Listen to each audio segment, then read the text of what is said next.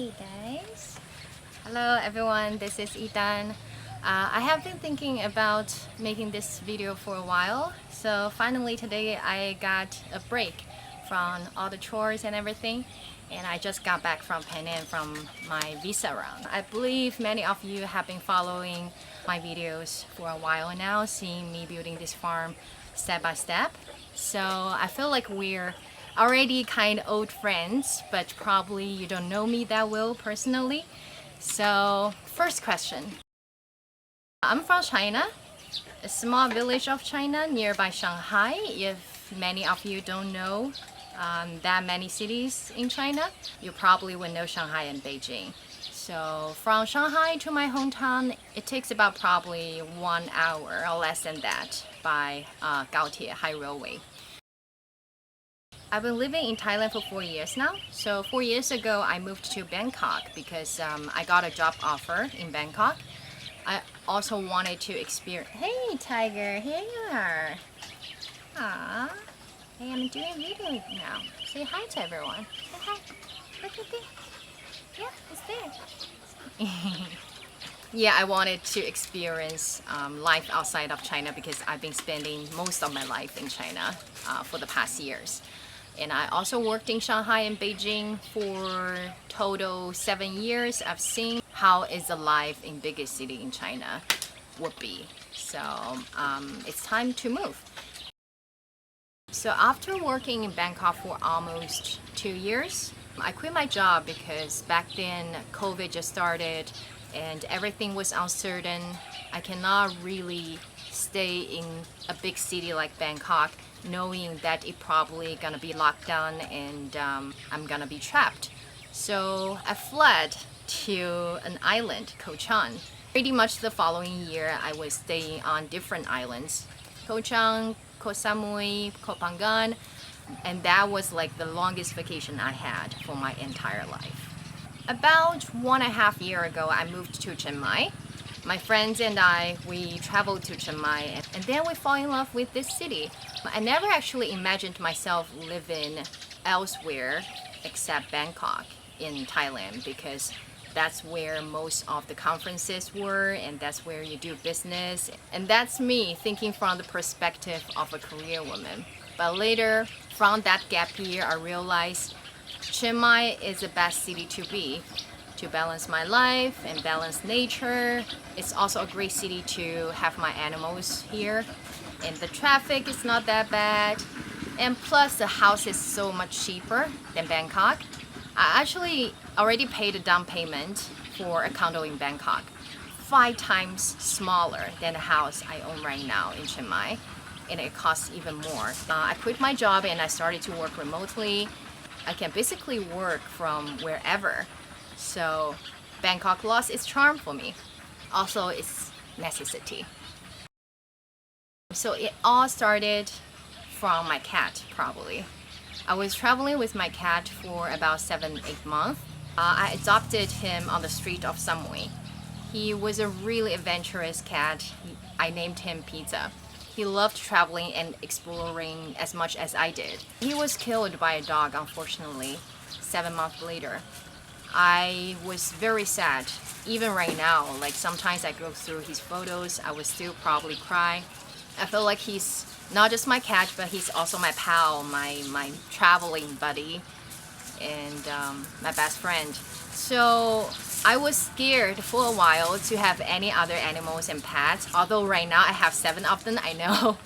Because back then I couldn't find a solution to actually let them be free, meanwhile provide the safety for them. And then more and more I'm having this idea of owning a farm. It just seems like the perfect solution for many of the things I wanted to do. I wanted a self-reliant life, I wanted to be close to nature, I want to build something by myself. I want my animals to live freely in a place that's surrounded by mountains so they can run around, be happy. At the very beginning, for me, it was very simple. I just thought I want to own a place to myself, to build in whatever style I like, and to be able to grow things, maybe do some small business. But along the way, when I was actually designing this place, more and more I realized I can actually involve more people to come, to enjoy this place, to stay with me, to see the beauty that I see. One interesting fact is that when I was doing research about the top most popular destinations for digital nomads, Chiang Mai was always like the top 3 or top 5. One of the reasons usually is about the nature resources, like because it has many mountains and it's close to the nature and it has really good sceneries. But a lot of people who came to Chiang Mai, they end up still working in the co-working space. So I figured, why I don't build a place that you can basically see the whole mountain while you're working. The only thing you need is just Wi-Fi and a nice chair to sit on. Also for the slow travelers who would actually travel to one place for 2 to 3 months and to stay with me, we can cook together, grow food together. You can enjoy the company of my dogs, of the animals here. I'm also going to build a small farm-to-table restaurant, a cafe, so people can basically have whatever they need to work and live here. Well, I speak English. Apparently, it's not perfect. I have a lot of comments asking me about your English is really good, you don't have any accent. Well, thank you so much. I still have many grammar mistakes all the time if you pay attention to my videos. I'm trying to avoid that, but still. So I speak Chinese, obviously. 大家好，我是小熊。小熊 is my Chinese name. It means little bear because my last name is literally means bear in Chinese. It's quite a rare last name actually. I speak Japanese. こんにちは、皆さん。どうもよろしくお願いします。Well, why I speak Japanese is because I love Japanese animation when I was in my high school so much. Also the TV shows. Slowly, I just found I can actually understand without subtitles. So that's why I learned Japanese during my college time for about 3 to 4 years. I speak Thai good enough to get by for my daily life. สวัสดีค่ะทุกคน ฉันชื่ออีตันค่ะ ฉันมาจากประเทศจีนค่ะ I have to admit my Thai is not really that good. I have really limited vocabularies, but I do know how to speak like Thai. It'll be like โอ้โหโอ้ยอ๋อจริงเหรอสวยทำอะไรอ่ะอร่อยมากอร่อยจริงๆ And this is how you learn language. You need to pick up the tone first.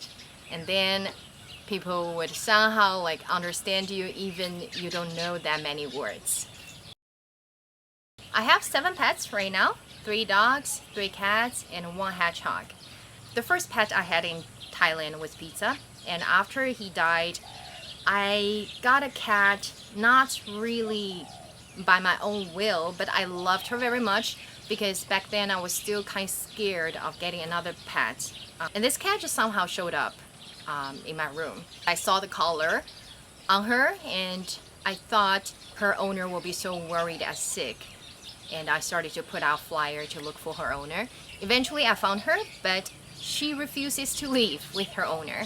After she picked her up, like 1 hour later, she showed up in front of my room again. So her owner eventually was like, hey, do you want to keep her instead? Lucky was also adopted from the street, and Baloo and Tiger, the 2 soy dogs I had, my friend got them from Chiang Mai University. There is a dog park actually next to the lake, and people just abandoned a box of puppies over there. I got one of them first, and then 2 months later I got her brother Tiger because someone abandoned Tiger again. When I saw the moment that they were reunited after 2 months, it was just too hard for me to say no to Tiger anymore. So now they're living happily at my farm every day, and I'm very glad I made that decision. About another 2 cats and my hedgehog, I will tell you guys about their stories in the future when we have time. There are many ways of buying land in Thailand.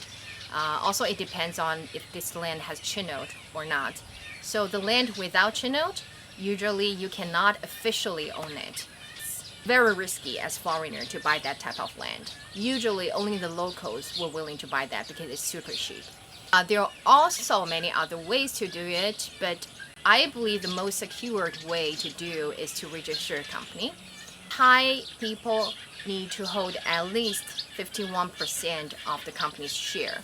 You can either register the company through a law firm, or you can register a company through your other Thai partners or your Thai friends.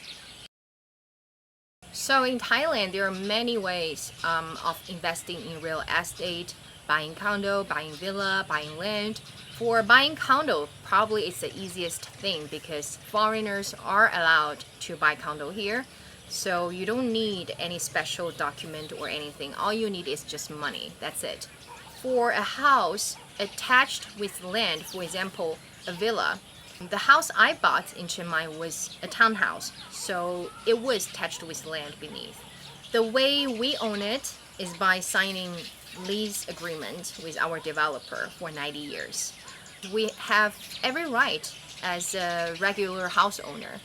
We can sell it, we can rent it, we can gift it to some family member or friends in the future, whatever.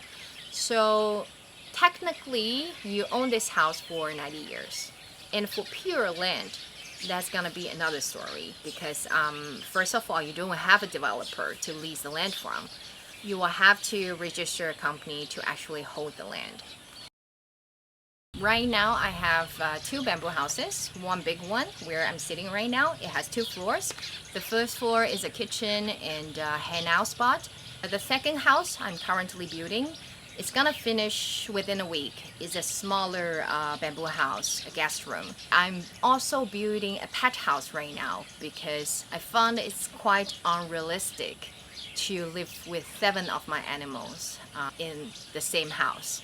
I was constantly worried about my cat's gone missing and it's too hot for my hedgehog. I cannot install AC in my bamboo room because it's full of cracks. It's not a sealed room.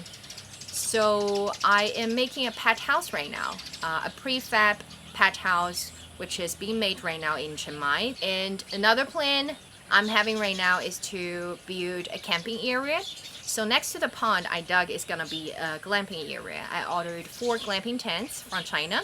I am going to build some platforms for the tent, and people can also bring their own tents if they want. Hopefully in about 1 month that the guest house and the camping area will be able to open for public. Okay, so I think this is pretty much it. If you guys have more questions for me, please feel free to comment under my video. It's also getting dark right now.